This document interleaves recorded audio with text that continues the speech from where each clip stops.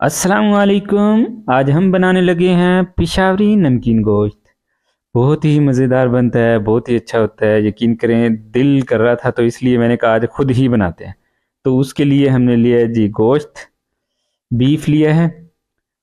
Beef के साथ साथ जो है चर्बी ली है।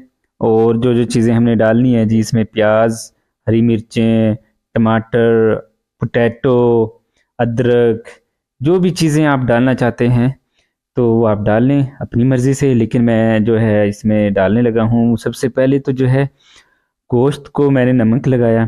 नमक इस तरह से लगाना है, आपने इस तरह से इसको रगड़ना है कि नमक जो है इसमें जज़ब हो जाए, क्योंकि नमकीन तभी बनेगा जब इसमें नमक जज़ब हो जाएगा। नमक जज़ब करने के बाद हमने लगा दिया इसको प्रेशर कुकर में। अच्छा, मज़े की बात यह है कि प्रेशर कुकर में जो है ना नमकीन गोश्त बन जाता है। और सबसे पहले तो 15 मिनट तक इसके नीचे जो है आग हमने रखी है फुल। और फिर उसके बाद इसकी जो आग है बिल्कुल कम कर दी 2 घंटे के लिए। 2 घंटे के बाद ओपन किया तो आय हाय हाय हाय, क्या बात है, खुशबू वाला बड़ा ही मज़ेदार जो है गोश्त रेडी हो गया है। तो आपको अब दिखाते हैं निकाल के इसमें से कि किस तरह से है ये सारी जो है ना।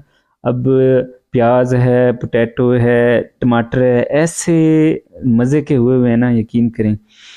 अभी आप देखेंगे इसमें जो टाइम लगा है मुकम्मल बनाने में, वो कम से कम टाइम लग गया है 2.5 से 3 घंटे।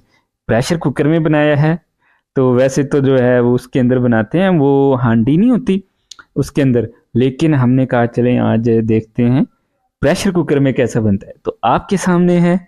आप जब इसको टेस्ट करते हैं ना, आय हाय हाय, क्या बात है, क्या मज़ेदार जो है ना वो गोश्त बना है।